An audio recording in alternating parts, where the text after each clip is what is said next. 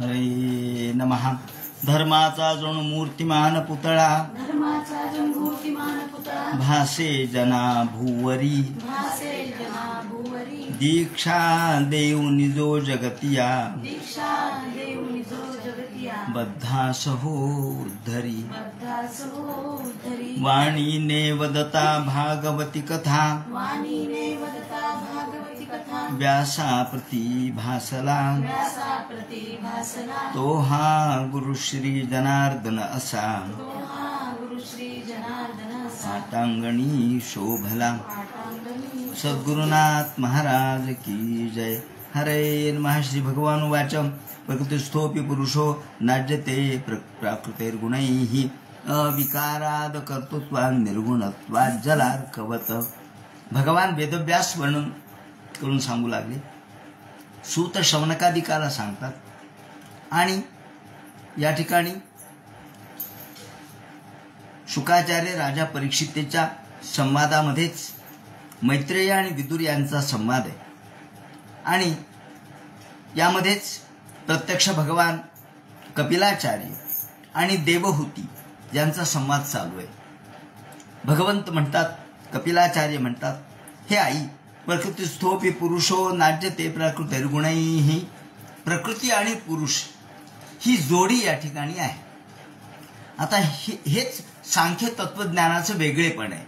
सांख्य तत्वज्ञानाने प्रकृती आणि पुरुष असे दोन तत्व मानलेले आहेत आणि या दोन तत्वामध्ये प्रकृती ही एक आणि पुरुष म्हणजे जीव अनेक. ही प्रकृती या ठिकाणी नृत्य करते. कशासाठी? तर जीवाला मुक्त करण्यासाठी. आणि जीवाला जेव्हा विवेक ज्ञान प्राप्त होतं तेव्हाच तो मुक्त होतो. याप्रमाणे ज्ञानेश्वरीमध्ये सुद्धा माऊलींनी आपल्या गीतेवर टीका करत असताना गीतेच्या 14व्या अध्यायामध्ये मम योनिर्महत् ब्रह्म तस्मिन् गर्भम ददाम्यहे संभवम सर्वभूतानां ततो भवति भारत. ज्याप्रमाणे या ठिकाणी त्यांनी वर्णन केलंय की मम योनिर्महत् ब्रह्म हे अर्जुनाला भगवान गोपालकृष्ण सांगतात गीतेमध्ये की या मायेमध्येच मी गर्भस्थापना करतो. मायेमध्येच मी उत्पत्तीचं मूळ बीज ठेवतो. मम योनिर्महत् ब्रह्म तस्मिन् गर्भम ददाम्यहम. त्यामध्ये मी गर्भस्थापना करतो आणि त्यातून सगळी सृष्टी निर्माण होते. यावर टीका करताना, भाष्य करताना माऊली म्हणतात, अव्यक्तवादमिति अव्यक्त ऐशी वदती. अव्यक्त म्हणजेच प्रधान, तिला व्यक्त झालं की माया असं म्हणतात. पण जेव्हा ती अव्यक्त असते तेव्हा ती आधी माया, ती अव्यक्त आहे, ती महत्त्व तिथून निर्माण होतं. परंतु जे प्रधान आहे ते प्रधान म्हणजे अव्यक्त असलेली माया. अव्यक्तवादमती अव्यक्त ऐसे वदती सांख्याची या प्रतीती प्रकृती. हे माऊलींनी स्पष्टपणे सांगितलं की सांख्य तिला काय म्हणतात? सांख्याची या प्रकृती. हे सांख्य तिला प्रकृती म्हणतात जी अव्यक्त स्वरूपाची आहे आणि नंतर ती व्यक्त होते. वेदांती याला माया म्हणतात. वेदांती येते माया ऐसे म्हणती प्राज्ञराया. नावं फक्त वेगळे. वेदांती लोक त्याला माया म्हणतात, सांख्य त्याला प्रकृती म्हणतात किंवा प्रधान तत्व म्हणतात. आता ही माया कशी आहे हे सांगताना माऊलींनी उदाहरण दिले. हालविले जाये निश्चली तरी होय दूध जैसी साय. दुधाची ते आपल्याला व्यवहारातलं उदाहरण दिल्याशिवाय कळत नाही. दैवात क्षुभित धर्मिण्या यावर भाष्य करताना ज्याप्रमाणे या भगवंतानी या संबंधीचं चिंतन केलेलं आहे की विश्वामध्ये जगदंकुर कसा निर्माण होतो, ब्रह्मांडामध्ये जगाचा अंकुर कसा निर्माण होतो, हे सृजन कसं निर्माण होतं, ते हालविली जाये निश्चळी तरी आहे. ज्याप्रमाणे आपण दूध तापवतो, सगळ्यांनाच अनुभव आहे, दूध तापवतो. दूध तापवल्यानंतर त्यावर स्थिर दूध तापलं म्हणजे साय येते. मग साय आली, साय कुठून आली असा प्रश्न उपस्थित केला तर ती दुधातूनच आली. साय काही बाहेरून नाही आली, ती दुधातूनच आली. आणि काय होतं मग आपण गडबडीने दुधाचं पातेलं घेतो चहासाठी की दूध हेळसांडतं, दुधामध्ये हालचाल निर्माण होते, दूध हलवलं जातं आणि त्याची हेळसांड झाली, खाली वर झालं की साय निघून जाते. आपण म्हणतो अरे जरा दूध हळूच घ्यायचं का, अहो साय गेली ना सगळी. मग गेली तर कुठे गेली, ती साय निर्माण झाली दुधात आणि विलीन झाली दुधातच. जशी साय दुधावरच येते आणि दुधातच निवृत्त पावते, त्याप्रमाणे हलविले जाये आणि निश्चळी तरी होय. जेव्हा आपण निश्चल दूध असतं तेव्हा त्यात असते दूध जैसी साय दुधाची ते.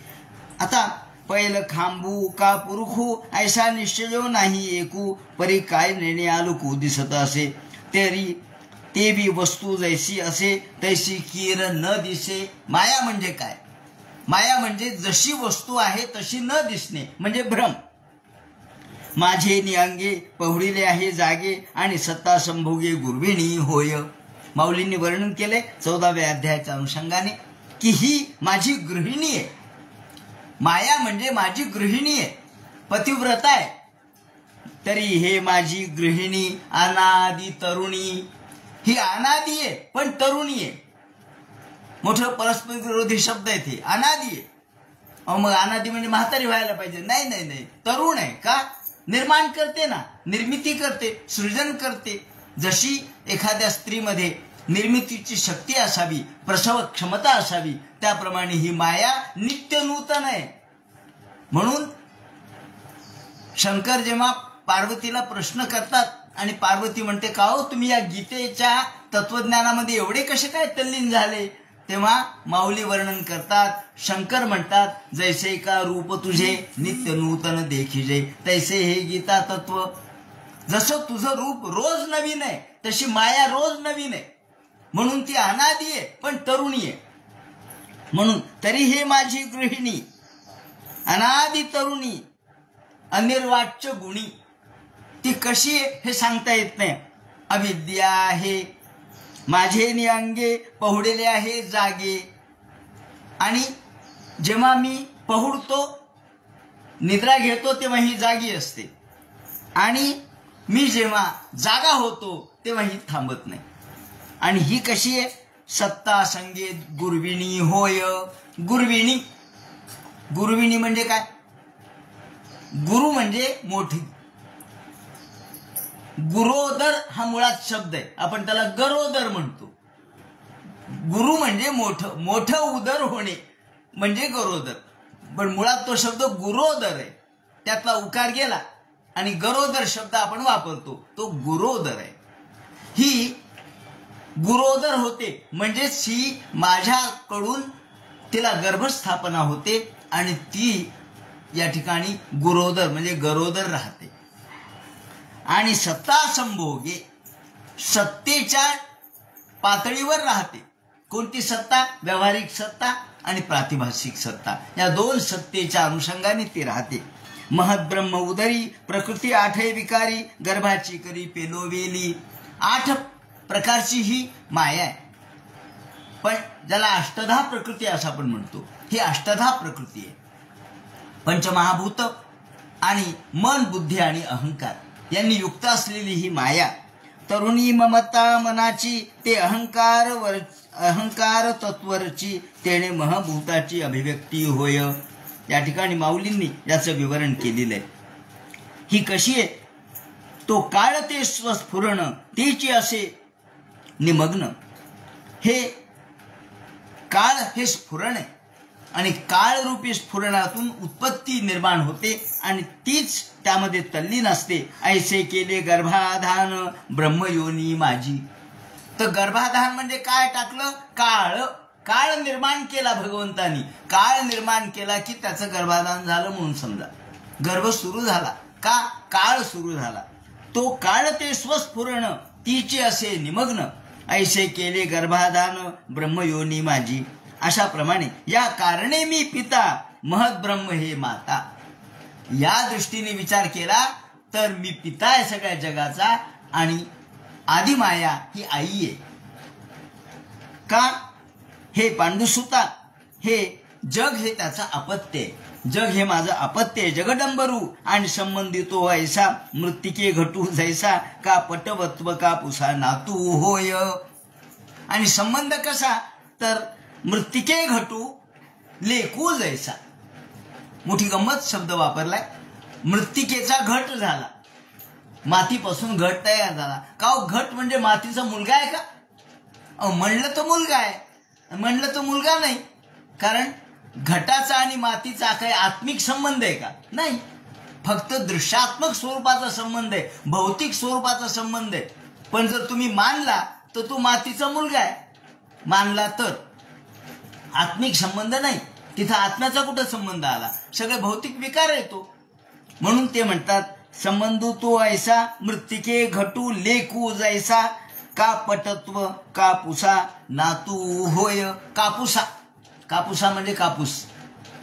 कापसापासून आपण वस्त्र तयार केलं.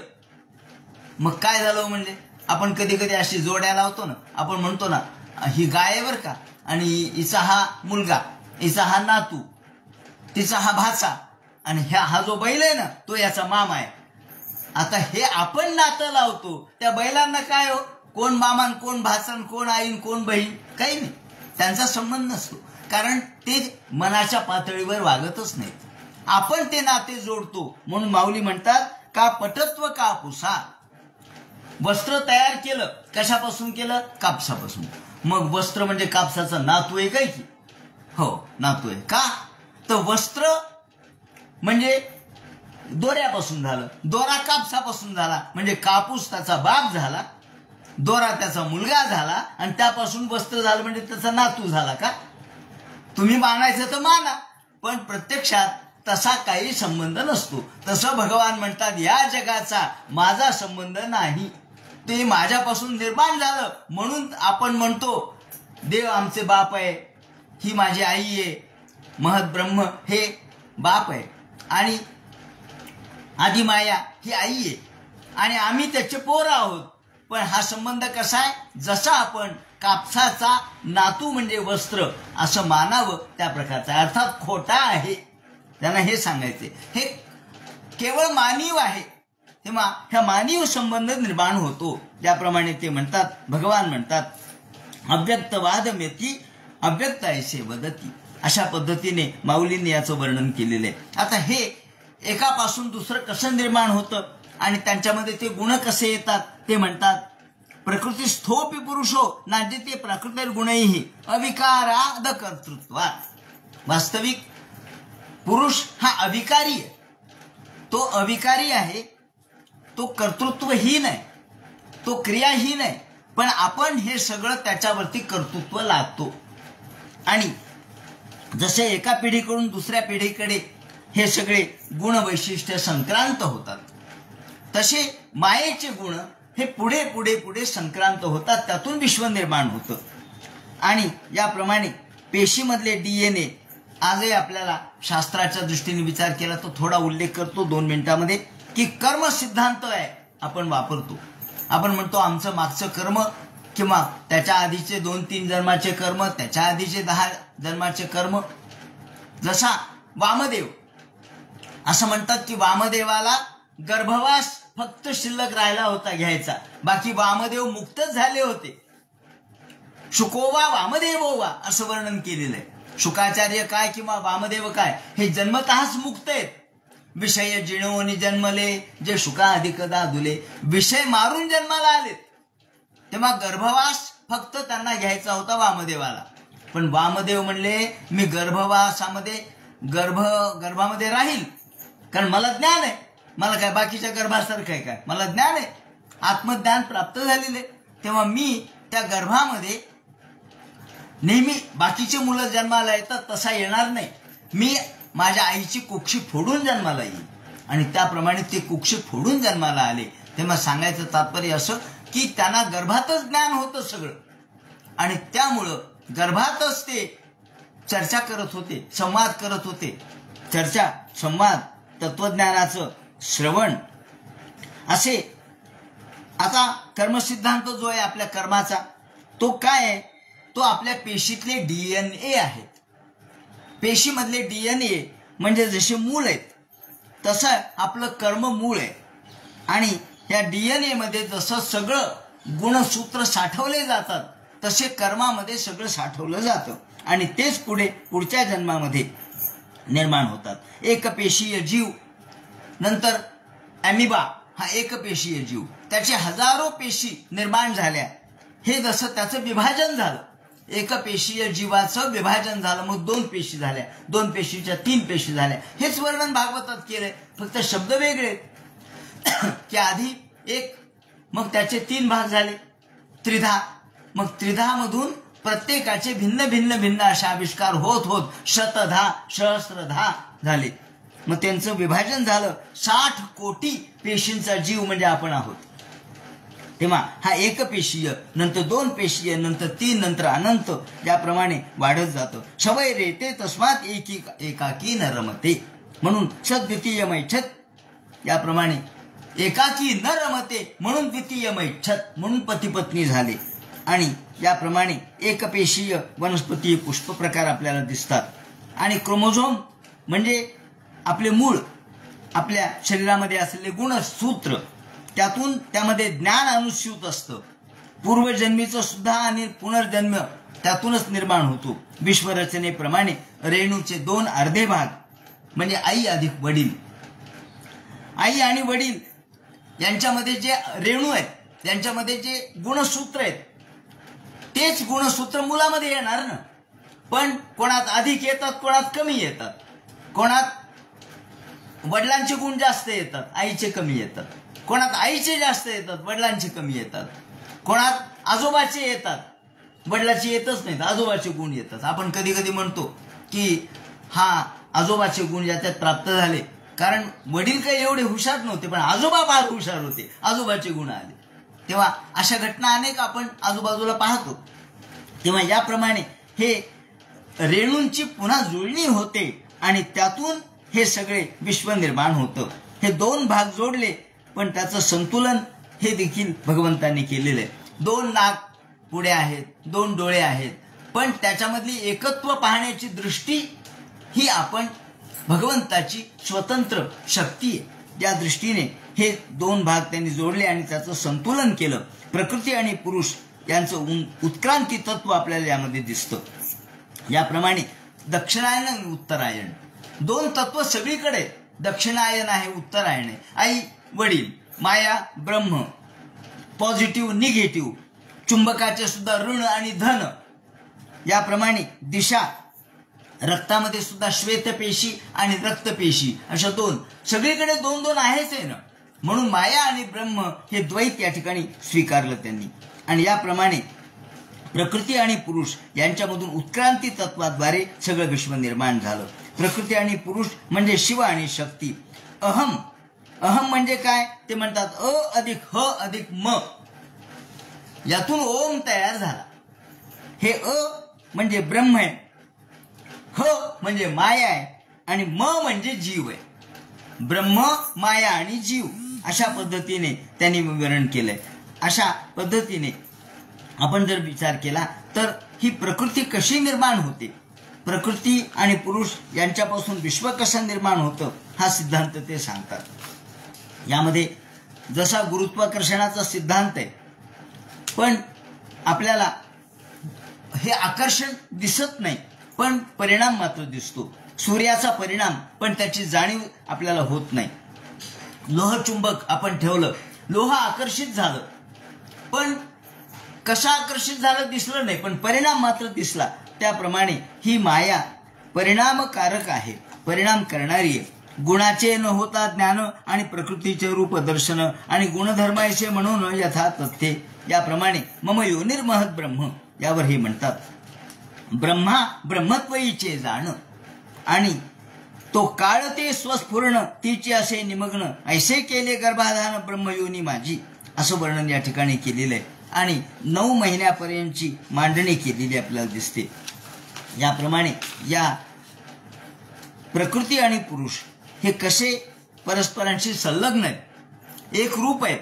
अविकाराद कर्तृत्वात निर्गुणात्वात ज्याला कवत, तो निर्गुण निराकार जरी असला ते म्हणतात प्रकृती स्थोपी पितृत्रिभिः देहस्थोपी नाज्यते न लिप्यते गुणैस्तत्कृतैः सुख दुःखादिभिः. पण आपल्याला कर्तृत्व आपण आत्म्यावर लादतो, कर्तृत्व आत्म्याचं आहे असं मानतो. वास्तविक आत्म्याचं कर्तृत्व नाहीये, हे सगळं मायेचं कर्तृत्व आहे. माया सगळ्याला कारणीभूत आहे. माया मध्योनिसा चोकारे तेथूनच भूत चराचरे संक्रमती झाले साकारे विराट सहिते. माझेची बीज म्या धरिले माझे नीचे अन्वये वाढिले मध्ययोगी मार्गे निघाले विश्व सकळ. आता जननी ते नव्हे जननी मम मायेची जगत जननी तू म्हणशील पुरुष वाचुनी कैसे वीर्य. आता हा पुरुष प्रकृतीमध्ये कसा एकरूप होतो ते सांगतात की पितया उदरी जीव असतो तया ते काय जाणे पिता पोटी प्रवेशला हे माता हे काही नेणे. ज्याप्रमाणे पुरुष हा प्रकृतीमध्ये किंवा पुरुष हा स्त्रीमध्ये गर्भस्थापना करतो म्हणजे आपलं तत्व तिच्यामध्ये संक्रांत करतो. म्हणजे आता हा पुरुषच तिचा मुलगा झाला, तिचाच मुलगा झाला तो, कारण तिच्यामधूनच तो जन्माला आला म्हणजे तिचा पुत्रच झाला. या अर्थाने पुत्र आणि पती यांच्यामध्ये साम्य दाखवलंय. आणि म्हणून ते म्हणतात ज्याप्रमाणे आपल्याला आपण अनिवृत्त सन प्रासंगिकही देहस्थोपी ना लज्जेत लिप्यते. हा देहामध्ये रममान होत नाही, परंतु आपण हे त्याला आरोपित करतो. हे कसा आरोप करतो याचं वर्णन ते करतात की एषर ही प्रकृती गुणेष्वभिविभज्यते अहम क्रिया विमूढात्मा. अहंकारामुळे तो अहंकारामुळे हे माझं आहे, हे मी केलंय असं स्वतःवर आरोप करतो आणि यातून तो अज्ञानामध्ये अडकतो. तेन संसार पदवी, त्यामुळे त्याला संसार प्राप्त होतो. कशामुळे? अहंकारामुळे. म्हणजे वास्तविक तो जरी अलिप्त असला, त्यातून तो बाजूला पडत असला तरी सुद्धा तो लिप्त होतो. कशामुळे? तर अहंकारामुळे. आणि त्यामुळे त्याला संसार प्राप्त होतो. आणि तेन संसार पदवी मविशो भेते निवृत्तः प्रासंगिक कर्मदोषे सदसन्मिश्र योनिषु, वेगवेगळ्या योनीमध्ये फिरत राहतो. अर्थे हे विद्यमाने संस्कृत निवर्तते दायतो विषाने स्वप्ने नर्था गमो यथा. त्याने उदाहरण एवढं दिले, स्वप्ने नर्था गमो यथा. ज्याप्रमाणे स्वप्नामध्ये आपल्याला खजिना सापडला, स्वप्नात दिसला, खजिनाही दिसला, त्यासाठी प्रयत्नही केला, पण सकाळी जागा होऊन पाहतो तर काही नाही. मग हा स्वप्नातला खजिना खोटा का? हो, जागृत झाल्यावर खोटा. जोपर्यंत तो स्वप्नात होता तोपर्यंत त्याला खरा वाटला, पण जागृतीत आल्यावर तो खोटा. त्याप्रमाणे ते म्हणतात अर्थे हविद्यमानेपी संस्कृत न निवर्तते. जोपर्यंत आपण निद्रावश आहे तोपर्यंत स्वप्न खरं वाटतं, पण स्वप्नातून जागा झाल्यावर मात्र ते खोटं हे कळतं. म्हणून ध्यायतो विषयानस्य स्वप्ने नर्थागमो यथा अतएव शनैश्चित्तम प्रसक्तमसतां पथी भक्तियोगेन तीव्रेण विरक्त्याद्वशम. आता मग हा भक्तियोगाने हे कसं आपल्या ताब्यात ठेवायचं? तर भक्तीचा तीव्र योग पाहिजे. ते म्हणतात भक्ती इतकी पाहिजे की आपल्याला भक्तीचा योग निर्माण झाला पाहिजे. भक्ती ही आपल्याला तीव्रतम अशी भक्ती पाहिजे. केवळ मिळमिळीत भक्ती काही कामाची नाही. जमलं तर करू, नाही तर सोडून द्या असं नाही. जमला तर करू, सकाळी उठू, पूजा करू, नाही तर राहू द्या. देव पाशे राहिले तर काय, देव काय पाशे राहतात काय? मी पाणी घातलं तर देवाला पाणी मिळणार आहे असं आहे का? असं तत्वज्ञान जर सांगायला लागला तर मग तो पूजा अर्चा काय सगळं सोडून देतो. मग त्याला म्हणावं 8 दिवस उपाशी राहा. का बरं? का उपाशी राहत नाही? अरे पोटाला जसं लागतं तसं देवाला सुद्धा तुम्ही जर केलं तरच तुम्हाला वळण लागेल. म्हणून ते म्हणतात की आपण तीव्र भक्तियोग पाहिजे. भक्तियोगेन तीव्रेण विरक्त्या न येत वशाम. जोपर्यंत भक्तियोग नाही, विरक्ती नाही, तोपर्यंत मन वश म्हणजे ताब्यात येत नाही. मन तोपर्यंत ताब्यात येतं तोपर्यंतच ताब्यात राहतं, जोपर्यंत आपल्यामध्ये विरक्ती किंवा वैराग्य नसेल, भक्तियुक्तता नसेल, त्यातली तीव्रता नसेल, तर देव वश होत नाही. एवढी तीव्रता पाहिजे की आपल्याला बाकी काहीही आठवलं न पाहिजे. देव हा श्रेष्ठ आहे, देव हाच आपला आहे, देव माझा मी देवाचा, अशा पद्धतीने जर आपण राहिलो तरच ही तीव्र भक्तियोग साध्य होऊ शकतो. ही भक्ती संतांची भक्ती आहे.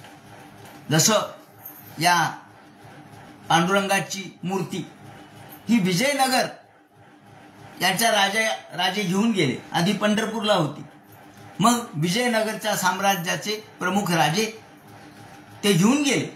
ते घेऊन गेल्यानंतर एकनाथांचे पणजोबा यांनी भानुदास महाराज त्यांना सगळ्यांनी साकडं घातलं. अहो महाराज, तुम्ही देवाचे भक्त, तुम्ही संत आहात, तुम्ही तरी देव आणा. ते म्हणले बरं मी जातो. ते गेले विजयनगर, कर्नाटकामध्ये गेले. राजाला भेटले. राजा म्हणाला, अहो पण हे पांडुरंग माझ्याकडे आलाय.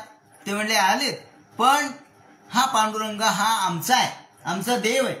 तुम्ही नाही दिलात तर मी या ठिकाणी उपोषण करतो. आणि ते उपाशी राहिले. 1, 2, 3, 8, 10, 15 दिवस उपास केले. आणि मग राजाच्या लक्षात आलं. राजाने त्यांना सुळावर द्यायचं ठरवलं होतं म्हणे. राजाने सुळावर द्यायचं ठरवलं आणि हे म्हणले हरकत नाही, देवासाठी मी सुळावर जायला तयार आहे. आणि जसं जनाबाईंच्या समोर सुळाचं पाणी झालं जनाबाईंच्यासाठी, जनाबाईवर जसा आरोप आला आणि तिलाही सुळावर द्यायचं ठरवलं पण सुळाचं पाणी झालं, तसं इथे झालं. सूळ सगळा पघळून गेला. राजा म्हणला सूळ कसं काय पघळून गेला? मग लक्षात आलं की भानुदास महाराज यांचा तीव्र असणारा भक्तियोग याला कारणीभूत आहे. म्हणजे तीव्र भक्तियोग असेल तर देव शेवटपर्यंत परीक्षा पाहतो, पण तुमची परीक्षा तीव्र असली पाहिजे. तुम्ही त्या परीक्षेत उतरलं पाहिजे. जर परीक्षेत उतरलं तरच खऱ्या अर्थाने तुमची भक्ती श्रेष्ठ. तो जर विचार केला असता जाऊ द्या पांडुरंग राहिला तिकडं तर चालेल, मी माझा जीव वाचवतो, तर उपयोग झाला नसता. म्हणून ते म्हणतात की भक्तियोग तीव्र पाहिजे. जीव गेला तरी चालेल, पण पांडुरंगाची भक्ती मी सोडणार नाही, अशा पद्धतीचा जो तीव्र भक्तियोग आहे तो असेल तर तो कसा प्राप्त होईल? तो विरक्तीने प्राप्त होईल. म्हणजे भक्तियोग पाहिजे, त्यातली तीव्रता पाहिजे आणि विरक्ती पाहिजे. यमादिभिर्योगपथैरभ्यसंशदयान्विताः. म्हणून यम, नियम, प्राणायाम, श्रद्धा हे सगळं पाहिजे. आणि मयि भावेन सत्येन मत्कथा श्रवणेन च. मग आई हे कसं प्राप्त होईल त्याला उपाय सांगतात. मयि भावेन सत्येन, माझ्यामध्ये माझ्या सत्य स्वरूपावर विश्वास ठेव. पहिली गोष्ट, विश्वासा फलदायक. विश्वास फलदायक आहे. ते म्हणतात मयि भावेन सत्येन. सत्य, भगवान सत्य आहे. भगवान हा सत्य, तोच माझ्या पाठीशी उभा राहणार आहे अशी भावना पाहिजे.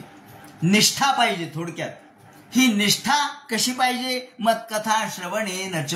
ती कशी निर्माण होईल? तर आधी माझ्या कथा ऐका, माझ्या गाथा ऐका, त्याचप्रमाणे माझ्याबद्दलच्या सगळ्या अवतार कथा ऐकून श्रवणाने मनामध्ये श्रद्धा तयार होईल. आधी श्रवण आहे. म्हणून श्रवण हे पाया आहे. पाया आधी श्रवण आहे, मग त्यातून श्रद्धा तयार होईल. श्रद्धेने विश्वास तयार होईल आणि विश्वासावर मग विरक्त अशा प्रकारची भक्ती श्रेष्ठता निर्माण होईल. एकदम एकाएकी भक्ती निर्माण होणार नाही. ही श्रेष्ठता, श्रद्धा, भगवंतावरचा पूर्ण विश्वास हा पाहिजे. भगवंतावरचा पूर्ण विश्वास असेल तर काही एक काम होणार नाही.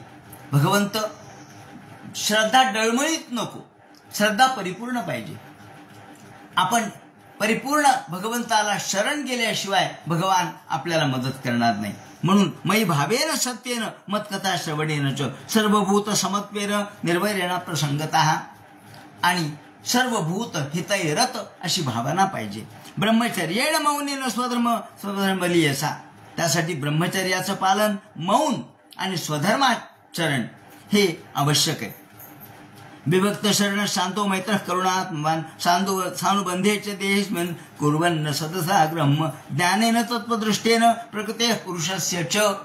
आणि अशा प्रकारचं श्रद्धा, विश्वास, त्याचप्रमाणे मला विभक्त शरण शांतो, हा सगळ्या जगाला सोडून तो केवळ जेव्हा मला शरण येतो एकट्याला, तेव्हा मी त्याचं उद्धरण करतो आणि तो या देहातून मुक्त होतो. ज्ञानदृष्टी त्याला प्राप्त होते आणि प्रकृतीपासून तो मुक्त होतो. म्हणजे प्रकृतीपासून मुक्त होण्यासाठी आधी श्रवण सांगितले, मग त्यातून सत्य स्वरूप भगवंताची भक्ती सांगितली, त्यातून विरक्ती आली, त्यातून समत्व भावना, ब्रह्मचर्य, मौन, स्वधर्म पालन आणि संतुष्ट मितभुंमुनी. संतुष्ट पाहिजे.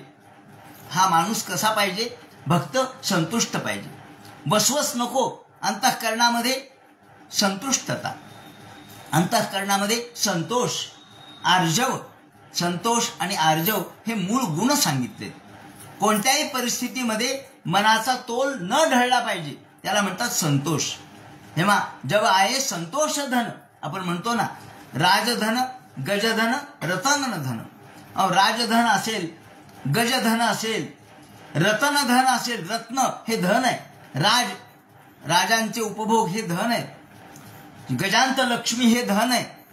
हे सगळे आहेत. पण जब आहे संतोष धन तब सब धन धूळी समान. जेव्हा संतोष रूपी धन येतं तेव्हा सगळे निरर्थक होतात. आपल्याला संतोष नाहीये म्हणून आपली वसवस चालली आहे. आपल्याला सतत अधिक अधिक अधिक मिळवायची अपेक्षा आहे. तेव्हा या निरपेक्ष भावनेने जर तो माझ्याकडे आला, मितभुंग. मितभुंग म्हणजे काय? भरपेट जेवा म्हणून सांगितलं नाही, कामापुरतं जेवा.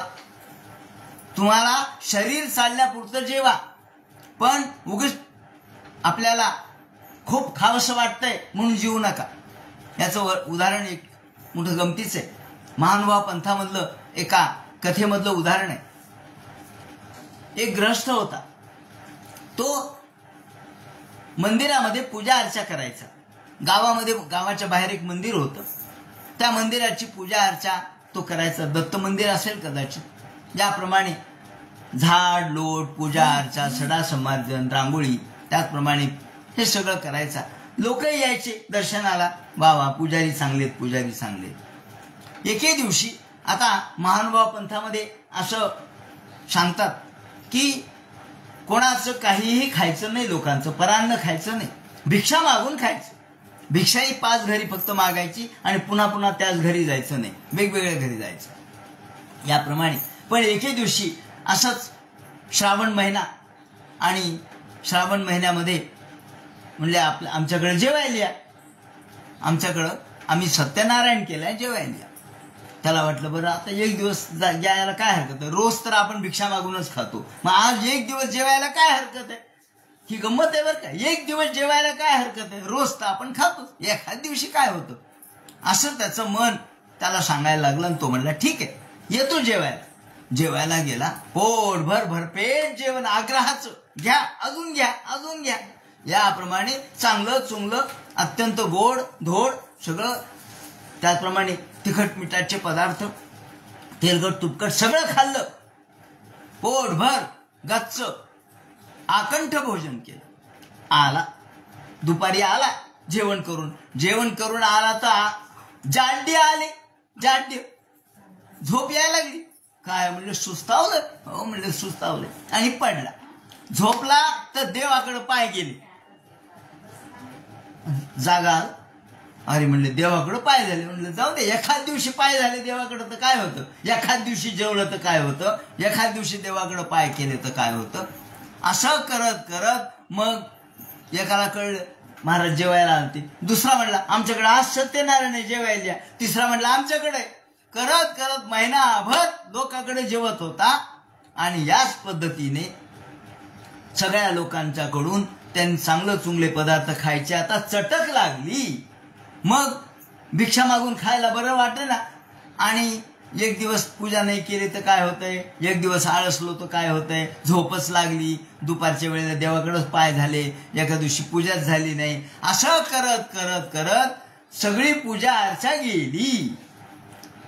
लोक म्हणाले, अहो आज सकाळी रांगोळी नाही काढली. नाही, उशीरच झाला उठायला, रात्री जेवण भरपूर झालं, उशीरच झाला. असं करत करत लोक म्हणायला लागले, तुम्हाला काही काम होईना म्हणले आता. मग लग्न केलं, बायको आली, मुलं बाळ झाले, आणि मग तर